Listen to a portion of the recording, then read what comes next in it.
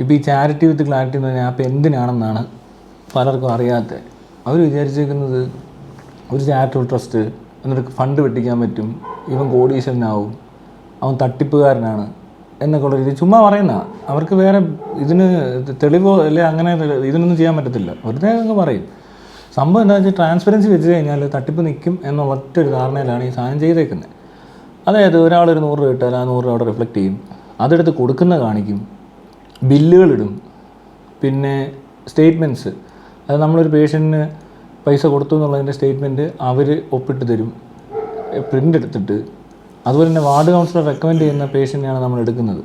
അപ്പോൾ ആ കൗൺസിലറും ഇത്ര ഫണ്ട് അവിടെ പോയെന്നുള്ളത് അറിയുന്നുണ്ട്. അതുകൂടാതെ ഈ ഡൊണേറ്റ് ചെയ്തവരും ലോകത്തുള്ള മുഴുവൻ ആൾക്കാർക്ക് ഓഡിറ്റ് ചെയ്യാവുന്ന ആദ്യത്തെ സൈറ്റാണ്.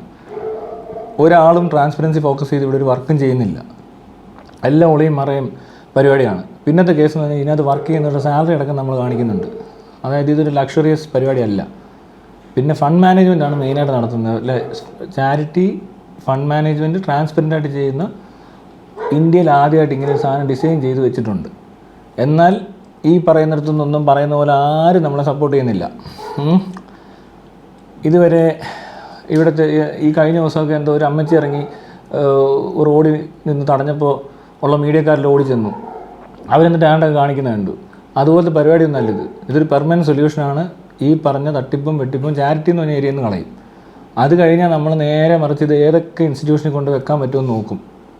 മനസ്സിലായോ? അതിനകത്ത് ഗവൺമെൻറ് ചെയ്യാൻ പറ്റുന്ന അത്ര, അതായത് എല്ലാം അങ്ങ് ട്രാൻസ്പെറൻ്റ് ആക്കാനൊന്നും പറ്റത്തില്ല. സീക്രസി മെയിൻറ്റെയിൻ ചെയ്യേണ്ട സ്ഥലങ്ങളുണ്ട്, പക്ഷേ പബ്ലിക്കുമായിട്ട് റിലേറ്റ് ചെയ്യുന്ന ഏരിയകളുണ്ട്, പബ്ലിക്കിൻ്റെ ഫണ്ട് യൂസ് ചെയ്യുന്ന സ്ഥലങ്ങളുണ്ട്.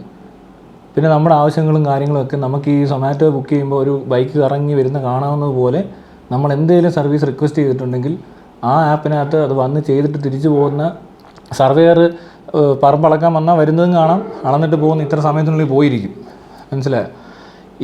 ഈ സൊമാറ്റോ ഇതിൽ കൂടുതൽ ബിസിനസ് ചെയ്യുന്നുണ്ട് ഇവിടെ നമുക്ക് വേണ്ടിയിട്ട് ഒരു ദിവസം.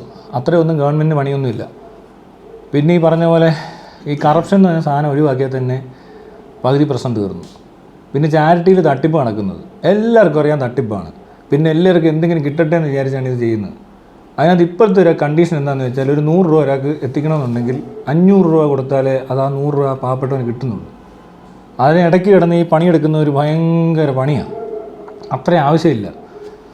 പിന്നെ നമ്മൾ എങ്ങനെയാണ് ഇത് ചെയ്യുന്നതെന്ന് വെച്ചാൽ കൂടുതലും ഞാൻ നോക്കിയിട്ടിപ്പോൾ രോഗികളുടെ കേസ് മാറ്റിയിട്ട് കുട്ടികളെ പഠിപ്പിക്കുന്നിടത്തും കൂടെ പൈസ ഇൻവെസ്റ്റ് ചെയ്യേണ്ട ആവശ്യമുണ്ട്. പിന്നെ ഓൾഡ് ഏജ് ഇങ്ങനെയുള്ള സമയങ്ങളിലൊക്കെ ഭയങ്കര ബുദ്ധിമുട്ടാണ്. പിന്നെ എല്ലാവർക്കും ഇൻഷുറൻസും സംഭവമൊന്നും ഇവിടെ ഇല്ല. അപ്പോൾ ഈ ഇൻഷുറൻസ് കമ്പനി അല്ലെ ഇൻഷുറൻസ് എടുക്കാൻ പറ്റാത്ത ആൾക്കാർക്ക് ഇൻഷുറൻസ് എടുത്ത് കൊടുക്കുമെന്നായിരിക്കത്തില്ല. ഞാൻ പറയുന്നത് ക്രൗഡ് ഫണ്ട് ചെയ്യുക. എല്ലാവരോടും ഒന്നിച്ച് നിന്ന് കഴിഞ്ഞാൽ ഈ പറഞ്ഞ പോലെ ഇതിനകത്തൂടെ അങ്ങോട്ട് പൈസ കൊടുത്തു കഴിഞ്ഞാൽ ആർക്കും ഒരു ബുദ്ധിമുട്ടും ഉണ്ടാകത്തില്ല. ഒരാളെ കൊണ്ട് ഏറ്റവും ഈസിയായിട്ട് സ്പെയർ ചെയ്യാൻ പറ്റുന്നത് 100 രൂപയാണ് 100 രൂപ, 10 രൂപയാണ് 10 രൂപ. അതിട്ട് കഴിഞ്ഞാൽ വേറൊരാൾക്ക് അത് കൃത്യമായിട്ട് കിട്ടിയാൽ ആ പരിപാടി ഗംഭീരമായിട്ട് നടക്കും. ഇതിനിടയിൽ കിടന്ന് വലിക്കലും തിരിക്കലും തട്ടിപ്പും വെട്ടിപ്പും ഏത് ചാരിറ്റി പ്രവർത്തനം ഇവിടെ കോടീശ്വരനാവാൻ പൈസ അടിച്ചല്ലേ ഇമാരൊക്കെ, അതെല്ലാവരും എന്തുണ്ടാക്കിയിട്ടോ ഇവിടെ ആ സാധനം നിർത്തണം. അത് ആദ്യത്തെ സംഭവം. അതായത് സാധാരണക്കാരിൽ നിന്ന് കാശ് മേടിച്ച് വേറെ അതിലും സാധാരണക്കാരനായ ഒരുത്തിന് കൊടുക്കുമ്പോൾ അതിനിടയിൽ നിന്ന് വലിക്കരുത്. അതാണ് ഒന്നാമത്തെ കാര്യം. പിന്നെ ഈ ട്രാൻസ്പെറൻറ്റ് ആയതുകൊണ്ട് ഇനി എന്തെങ്കിലും പറ്റുമെന്ന് വിചാരിച്ചു നമ്മളങ്ങ് പൂർണ്ണമായിട്ടും ഒരു തട്ടിപ്പ് തടയാൻ പറ്റുമെന്നൊന്നും പറയുന്നില്ല. പക്ഷെ തട്ടിപ്പ് നടത്തിയാൽ പെട്ടെന്ന് പിടിക്കണം. മനസ്സിലായോ? അതായത് ഒരുത്തനിപ്പോൾ നമ്മൾ കാണും, എല്ലാം കാണാമല്ലോ. ട്രാൻസ്പെറൻറ്റ് എന്ന് പറയുമ്പോൾ എല്ലാം കാണാം. ഒരുത്തൻ വന്നിട്ട് ഇവിടെ നീ സാധനം ഇങ്ങ് എടുത്തു, ഒരു കപ്പ് എടുത്തുകൊണ്ട് ഇങ്ങോട്ട് ഇവിടെ വരെ ഇറങ്ങുമ്പോൾ തന്നെ എല്ലാവരും കണ്ടല്ലോ ആരാ എടുത്തതെന്നും എപ്പോഴാണ് എടുത്തതെന്നും എവിടെ വരെ പോയെന്നും കൃത്യമായിട്ട് അറിഞ്ഞു കഴിഞ്ഞാൽ മോഷണം നടക്കത്തില്ല. അത് തിരിച്ച് അവിടെ തന്നെ കൊണ്ട് വെക്കാനെങ്കിലും പറ്റും.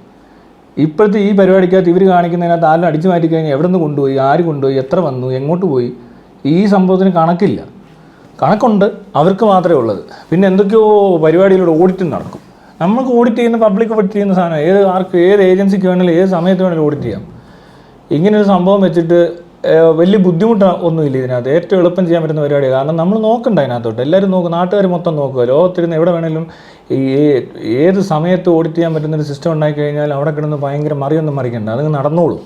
ഇത് ഓട്ടോമേറ്റഡായിട്ട് ചെയ്യാനാണ് ഉദ്ദേശിക്കുന്നത്. ഇപ്പോൾ തൽക്കാലം അതിനുള്ള പൈസ ഇല്ല. ഉള്ളത് വെച്ചിട്ട് നമ്മളൊരു എന്താ പറയുക, ഏറ്റവും മിനിമം സാധനങ്ങളുള്ളൊരു വെബ്സൈറ്റ് ചെയ്തിട്ടുണ്ട്. അതിൻ്റെ ഒരു ആപ്പ് ഇപ്പോൾ ഡെവലപ്മെൻറ്റ് കഴിയാറായി. ഒരു 2 വീക്സിനുള്ളിൽ ആപ്പ് പ്ലേ സ്റ്റോറിൽ വരും. ഇതിനകത്ത് പിന്നെ വേറൊരു ഫെസിലിറ്റി എന്താണെന്ന് വെച്ചാൽ ഈ ബ്ലഡ് ഡൊണേഷൻ. ഇപ്പോൾ ഒരു ബ്ലഡ് റിക്വസ്റ്റ് ചെയ്യുക, നിങ്ങൾക്കൊരു ആശുപത്രി നിൽക്കുമ്പോൾ ബ്ലഡിൻ്റെ ആവശ്യം വന്നാൽ നമുക്ക് സൈറ്റിലോട്ട് മെസ്സേജ് കിട്ടിയാൽ ഇതിനകത്ത് രജിസ്റ്റർ ചെയ്തേക്കുന്ന ഡോണേഴ്സായിട്ടുള്ള ആൾക്കാർ ഏത് ഗ്രൂപ്പാണോ വേണ്ടത് അത് നമുക്ക് പെട്ടെന്ന് അറേഞ്ച് ചെയ്യാൻ പറ്റണം. ആംബുലൻസ് സർവീസസ് വേറെ.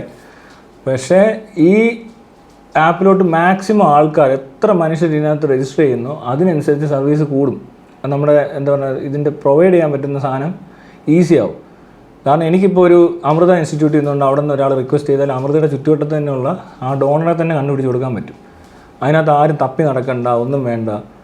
പിന്നെ ഒരു 3 മാസം കഴിയാതെ ഒന്നും പിന്നെ ഈ ബ്ലഡ് ഡൊണേറ്റ് ചെയ്താൽ ഒരു റിക്വസ്റ്റ് ചെല്ലത്തില്ല. അങ്ങനത്തെ കുറേ കൺസേൺസ് ഉണ്ട് ഇതിനകത്ത്. അങ്ങനെയും ചെയ്തിട്ടുണ്ട്. ഈ 2 സാധനം ഇപ്പോൾ തൽക്കാലം ഓണാക്കുന്നുള്ളൂ. പിന്നെ നമ്മൾ ഇവൻറ്റ്സ് നോക്കുന്നുണ്ട്, ഫണ്ട് റേസിങ് ഇവൻറ്റ്സ്. അതിപ്പോൾ ചില പരിപാടികൾ നടത്തിയിട്ട് ചെയ്യാൻ പറ്റും. പിന്നെ കുറച്ച് കോംപ്ലിക്കേറ്റഡ് ആകുന്ന സമയമുണ്ട്, അതിപ്പോഴല്ല.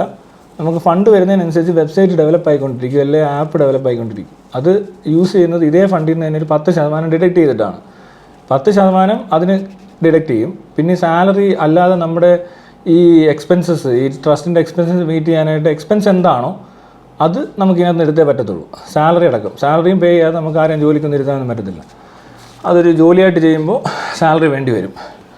അത് മിനിമം സാലറി, അതായത് ഇപ്പോൾ ഇവിടുത്തെ ഒരു സെയിൽസ് എക്സിക്യൂട്ടീവ് അല്ലെങ്കിൽ ഒരു ബാങ്കിൻ്റെ ക്രെഡിറ്റ് കാർഡ് വയ്ക്കുന്നവർ, അങ്ങനെയുള്ളവർക്ക് കിട്ടുന്ന സാലറിയെ കിട്ടത്തുള്ളൂ. കാരണം ഇതിനകത്ത് ഫണ്ട് റേസിങ് മാത്രമേ അവർ ചെയ്യുന്നുള്ളൂ. അപ്പോൾ അങ്ങനെയുള്ളവർക്ക് എന്നൊരു വരുമാനമാകും. പിന്നെ കൂടുതലും വയ്യാതിരിക്കുന്നവരെയൊക്കെ ഞാൻ അതിനകത്തോട്ട് ജോലിക്ക് എടുക്കാനായിട്ട് തീരുമാനിച്ചേക്കുന്നത്. അപ്പോൾ അങ്ങനെ നോക്കിക്കഴിയുമ്പോൾ അവർക്കൊരു വരുമാനമായി, അവർക്ക് ചാരിറ്റി അല്ല, ഒരു വരുമാന മാർഗം കൂടെ ആക്കി കൊടുക്കാം. അങ്ങനെയും കൂടെ ആലോചിച്ചിട്ടുണ്ട്. പിന്നെ ഇത് മാനേജ്മെൻറ്റ്, ഇതിനകത്ത് സത്യം പറഞ്ഞാൽ നമ്മുടെ ആപ്പൊക്കെ ഡെവലപ്പ് ചെയ്ത് തീർന്നു കഴിഞ്ഞാൽ ഫുള്ളി ഓട്ടോമേറ്റഡ് അല്ലേടാ. ട്രാൻസ്ഫറും എല്ലാം തന്നെ നടക്കും. അതിനുശേഷം ആ പ്രൊജക്റ്റ് അവിടെ എത്തുമ്പോഴത്തേനും ഒത്തിരി പൈസയാവും. കുറേയൊക്കെ മറ്റ് പ്രൊജക്റ്റുകളും പ്ലാൻ ചെയ്തിട്ടുണ്ട്. എല്ലാം, അതായത് നമ്മളെക്കൊണ്ട് പറ്റുന്ന എന്ത് ബിസിനസ് ചെയ്തിട്ടാണെങ്കിലും കൊള്ളാം, എന്ത് കാണിച്ചിട്ടാണെങ്കിലും കംപ്ലീറ്റ് പ്രോഫിറ്റ് എന്ന് പറഞ്ഞ സംഭവം ഉണ്ടെങ്കിൽ എന്നല്ല, ഉണ്ട്, എല്ലായിടത്തും ഉള്ളത്. ഫുള്ള് നമ്മളെങ്ങനെ ചാരിറ്റിയിലൂടെ ഡൈവേർട്ട് ചെയ്യാം. ചാരിറ്റി ഡൈവേർട്ട് ചെയ്യാന്ന് പറഞ്ഞാൽ ഇവിടെ വീടൊക്കെ എല്ലാവർക്കും വീട് കിട്ടണം, രോഗങ്ങൾ ചികിത്സിക്കാൻ പൈസ കൊടുക്കുന്നതെല്ലാം കറക്റ്റായിട്ട് നടക്കും. അപ്പോൾ അങ്ങനെ കൂടാത്തതിന് നമുക്ക് എന്ത് സാധനം ചെയ്താലും അതിനകത്തുനിന്ന് പൈസ നമ്മൾ ഡൈവേർട്ട് ചെയ്ത് കാണിച്ചു കൊടുക്കും. അങ്ങനെയൊന്നും ആരും ഇതുവരെ ചെയ്ത് കണ്ടിട്ടില്ല.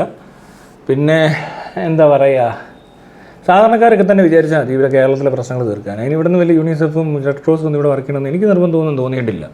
ഞാനിതെല്ലാം പൈസയുടെ പുറത്തും ഇവിടുത്തെ മാൻ പവർ ഉപയോഗിച്ച് തന്നെ ചെയ്യുന്നത്. അല്ല പുറത്തുനിന്ന് വലിയ എക്യുപ്മെൻറ്റും വന്നിട്ടില്ല, അല്ലെങ്കിൽ വലിയ ഉദ്യോഗസ്ഥർ വന്നിട്ടൊന്നും റിസർച്ചും നടക്കുന്നില്ല. ഇവിടെ നടക്കുന്ന ഇത്രയേ ഉള്ളൂ. നമ്മളെല്ലാം കൂടി കുറച്ച് പൈസ ശേഖരിച്ച് കുറച്ച് പേരുടെ പ്രശ്നങ്ങൾ പരിഹരിക്കാൻ നോക്കുമ്പോൾ അതിനിടയിൽ കിടന്ന് മെഴുകുന്ന പരിപാടികളും അടിച്ചുമാറ്റലും ഒന്നും ഒഴിവാക്കണമെന്ന് മാത്രമേ ഞാൻ വിചാരിച്ചിട്ടുള്ളൂ. പിന്നെ കുറച്ചുകൂടെ കാര്യങ്ങൾ എളുപ്പമാക്കാൻ പറ്റും, അതൊരു കാര്യം. അതാണ് മെയിൻ കാര്യം. അതാദ്യം നടത്തി കഴിയുമ്പോൾ നമുക്കൊരു 2, 3, 4 വർഷം കഴിയുമ്പോൾ അടുത്തടുത്ത മേഖലകളിലേക്ക് ഇത് വ്യാപിപ്പിക്കാൻ പറ്റുമോ എന്നുള്ളതാണ്. അതിന് ഗവൺമെൻറ് ഒരു ടാർഗറ്റാണ്. ശരിക്കും ഗവൺമെൻറ് സിസ്റ്റമാണ് ഒരു കറപ്ഷനുള്ള ഏറ്റവും വലിയ കറപ്ഷൻ. ഈ കറപ്ഷനാണ് മെയിൻ പ്രശ്നം ഇന്ത്യയുടെ. ഇപ്പോൾ നാട്ടിലാണെങ്കിലും കറപ്ഷനാണ്. ഈ മാക്സിമം കറപ്ഷൻ ഒഴിവാക്കും തോറും ഈ പറഞ്ഞ പല പ്രൊജക്ട്സും എല്ലാം ഇവിടെ നടക്കേണ്ട കാര്യങ്ങളും ഭംഗിയായിട്ട് നടത്തിയാൽ തന്നെ ഇതിൻ്റെ റിപ്പയർ തന്നെ നോക്കിയാൽ മതി. എല്ലാം വേണ്ടി ഇടിഞ്ഞു പൊളിഞ്ഞ് വീഴുന്ന വീണ്ടും പണി ചെയ്യുക, അത്രയും പണി കുറച്ചാൽ തന്നെ കുറേ കണക്കും. പിന്നെ ഈ പറഞ്ഞാൽ റോഡ് ടാർ ചെയ്യുമ്പോൾ ഉള്ള തട്ടിപ്പ് മാറ്റിക്കഴിഞ്ഞാൽ ഒരു 5 വർഷമൊക്കെ ഈ റോഡൊക്കെ നല്ല വൃത്തിക്കിരിക്കും. മഴ ഈ രാജ്യത്ത് മാത്രമല്ല, എല്ലാ മഴയുള്ള രാജ്യങ്ങളിലും റോഡ് ഇങ്ങനെ പൊളിഞ്ഞു പോകാറൊന്നുമില്ല.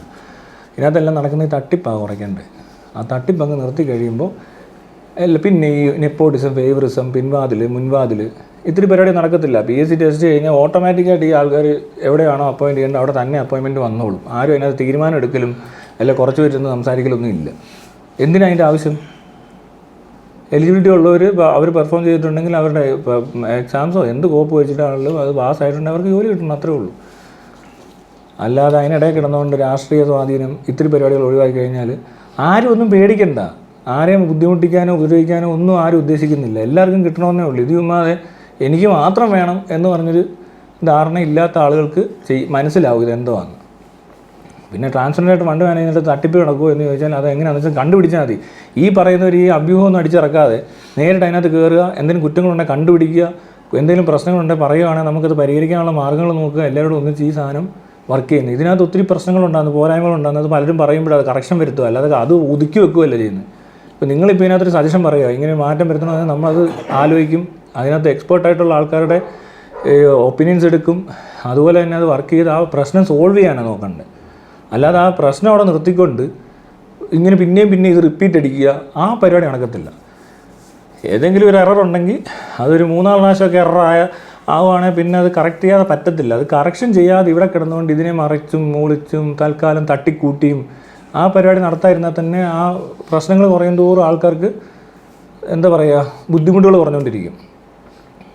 പിന്നെ ആവശ്യമില്ലാത്ത ആൾക്കാർ പുറത്തിറങ്ങി നടക്കേണ്ട ആവശ്യം ഇതുപോലും ഇല്ല. ഈ ഗവൺമെൻറ് ഓഫീസിലോട്ടിലൊക്കെ 10 പ്രാവശ്യം പോകേണ്ട കാര്യമൊന്നുമില്ല. ആ ട്രാവൽ വരെ കുറച്ചിരിക്കും. അങ്ങനെയുള്ള ഗുണങ്ങളൊക്കെ ഉണ്ടാവും. പിന്നെന്താ, ചാരിറ്റി വിത്ത് ക്ലാരിറ്റി വേറെന്താന്ന് പറയാനുള്ളത്, ഞാൻ കുറേയൊക്കെ മറന്നുപോയോ. പിന്നെ ഈ രോഗികളെ സെലക്ട് ചെയ്യുന്നത് എങ്ങനെയാണെന്ന് വെച്ച് കഴിഞ്ഞാൽ ഒത്തിരി പേരുടെ റിക്വസ്റ്റ് വരും, അതിനകത്ത് നമ്മൾ നോക്കി ഒരെണ്ണം സെലക്ട് ചെയ്യും. അത് കഴിഞ്ഞ് അവിടുത്തെ വാർഡ് കൗൺസിലറുടെ ലെറ്റർ വേണം, മെഡിക്കൽ റിപ്പോർട്ട്സ് അയാൾ ജീവിച്ചിരിപ്പുണ്ട്, അയാളുടെ മെഡിസിൻ്റെ വിലയൊക്കെ കാണിച്ചുകൊണ്ടുള്ള ബില്ലുകളെല്ലാം നമ്മൾ പ്രൊഡ്യൂസ് ചെയ്യണം. അങ്ങനെ ഇത് നടത്തേണ്ടത്. അല്ലാതെ ചുമ്മാ അങ്ങനെ കൊണ്ടുപോയി ഒരു 10 ലക്ഷം ചോദിച്ചു 50 ലക്ഷം കിട്ടി എന്നൊക്കെ പറയും. അങ്ങനെ 10 ലക്ഷം ചോദിച്ചാൽ 50 ലക്ഷം കിട്ടണ്ട. 10 ലക്ഷം ചോദിച്ചാൽ 10 ലക്ഷം കറക്റ്റായിട്ട് ഡൊണേറ്റ് ചെയ്ത് കിട്ടിക്കഴിഞ്ഞാൽ അവരുടെ കാര്യങ്ങൾ നടത്തി എന്നുള്ള ഉറപ്പ് വരുത്തുന്ന രീതിയിൽ അതിനകത്ത് സൈറ്റിൽ കാണാൻ പറ്റും, വീഡിയോ പ്രസൻറ്റേഷൻ കാണാൻ പറ്റും, വെബ്സൈറ്റിനകത്ത് ബില്ലുകളെല്ലാം കാണാൻ പറ്റും, ഡൊണേറ്റ് ചെയ്തത് എത്രയാണെന്ന് കാണാൻ പറ്റും. പിന്നെ നിങ്ങളിപ്പോൾ ഒരു 100 രൂപ ഡൊണേറ്റ് ചെയ്താൽ നിങ്ങളുടെ 100 രൂപ അവിടെ റിഫ്ലക്റ്റ് ചെയ്യും. നിങ്ങളുടെ ട്രാൻസാക്ഷൻ ID, CWCയുടെ ഒരു ID പ്രൊഫൈലുണ്ട്. ആ പ്രൊഫൈൽ എന്ന് പറഞ്ഞു കഴിഞ്ഞാൽ ഈ ട്രസ്റ്റും ഈ ഡോണറും തമ്മിൽ എന്തൊക്കെയാണ് നടന്നേക്കുന്നത് ട്രാൻസാക്ഷൻസ് എന്നുള്ളതാണ്. ഇപ്പോൾ ഈ ഡോണേഴ്സ് എന്ന് പറഞ്ഞു കഴിഞ്ഞാൽ കുറേ തരം ഡോണേഴ്സ് ഉണ്ട്. ഒന്ന് ബ്ലഡ് ഡോണറുണ്ട്, ഒന്ന് പൈസ ഡൊണേറ്റ് ചെയ്യുന്നവരുണ്ട്, പിന്നെ എഫേർട്ട് ഡൊണേറ്റ് ചെയ്യുന്നവരുണ്ട്. എന്നുവെച്ചാൽ അവർ ചില വർക്ക് ചെയ്ത് തന്നാലും അതൊരു ഡൊണേഷനായിട്ടാണ് കൺസിഡർ ചെയ്യുന്നത്. പിന്നെ പോരാത്തതിന് നമ്മുടെ വീട്ടിൽ പഴയ ഒരു സാധനം ഇരിപ്പുണ്ട്, ഒരു കബോർഡ്, അതെടുത്ത് വിൽക്കുകയോ ഡൊണേറ്റ് ചെയ്യുകയോ ചെയ്യാം. OLX ഇട്ടാൽ നിങ്ങൾക്ക് വിൽക്കാം. നിങ്ങൾ 2 സൈഡിലും ഇട്. അപ്പോൾ അതിനകത്ത് നമുക്ക് ഇവിടെ വരുമ്പോൾ ഒരു പാവപ്പെട്ടൻ്റെ വീട്ടിൽ ഈ ഡൊണേഷൻ ഈ പറഞ്ഞ കബോർഡ് ഇല്ലെങ്കിൽ അത് അവിടെ ഇരിക്കട്ടെ, അത് അവിടെ നിന്ന് എടുത്ത് അവർ കൊണ്ടുപോകും. അതൊന്ന് കണക്ട് ചെയ്ത് കൊടുക്കുക എന്നുള്ളതേ ഉള്ളൂ. ബുക്കുകൾ, ഡ്രസ്സോ എന്ത് വേണേലും ഇല്ലാത്തൊരാൾക്ക് എന്തെങ്കിലും യൂസ്ഫുൾ ആയിട്ടുള്ള സാധനം ആരെങ്കിലും കൊടുക്കാൻ ഉദ്ദേശിച്ചിട്ടുണ്ടെങ്കിൽ അത് കറക്റ്റ് സ്ഥലത്ത് എത്തിക്കുക എന്നുള്ളതാണ്. മനസ്സിലായോ? അതിപ്പോൾ എന്താണ്, തനിക്കിപ്പോൾ പഠിപ്പിക്കാൻ പറ്റുന്ന ഒരാളാണെന്ന് വിചാരിക്കുക. അപ്പോൾ കുറച്ച് സ്റ്റുഡൻസിനെ കൊടുക്കാമെന്നേ, പഠിപ്പിക്കാൻ താല്പര്യമുള്ളവർ പഠിപ്പിക്കട്ടെ. ഓൺലൈനിലൊക്കെ ഇപ്പോൾ പഠിപ്പിക്കാൻ പറ്റുമല്ലോ, ഫ്രീ ട്യൂഷൻ, എന്തെല്ലാം ചെയ്യാമെന്നറിയോ? ഇവരിതൊന്നും ചെയ്യത്തില്ല, ഇങ്ങനെ ഇരിക്കുക.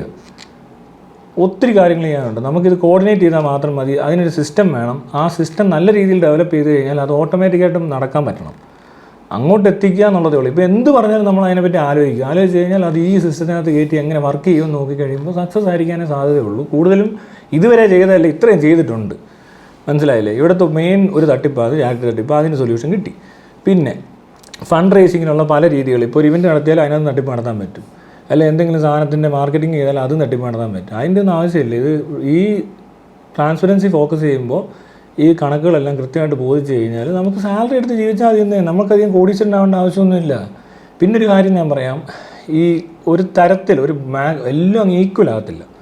പക്ഷേ ഈ വെട്ടിച്ച് പോകുന്ന ഏതോ ഒരു സ്ഥലത്തോട്ട് കുറേ പൈസ ഇങ്ങനെ അക്യുമുലേറ്റ് ചെയ്യുന്ന പരിപാടി ഇച്ചിരി കുറച്ച് കഴിഞ്ഞാൽ അതും ഈ പാവപ്പെട്ടവൻ്റെ കാശ് അടിച്ചുകൊണ്ട് പോകുന്ന എല്ലാവരും ഇവിടെ ഒരുത്തും കോടീശ്വരനാകുന്നുണ്ടെങ്കിൽ അത് അവൻ്റെ കഴിവുകൊണ്ടല്ല നടക്കുന്നത്, കൂടുതലും വെട്ടിച്ചും തട്ടിച്ചും ഒക്കെയാണ്. അതൊന്ന് കുറച്ച് കഴിഞ്ഞാൽ ഒരുമാതിരിപ്പെട്ടിടത്തൊക്കെ ഈ സാധനം കിട്ടും. പൈസയുടെ ബുദ്ധിമുട്ടുണ്ടെങ്കിൽ നമ്മൾ സഹായിക്കണം. അപ്പോൾ അത് ക്രൗഡ് ഫണ്ട് ചെയ്യുന്ന പോലെ ചെയ്താൽ എല്ലായിടത്തും എല്ലാ പരിപാടിയും നടക്കും. അത് നന്നായി.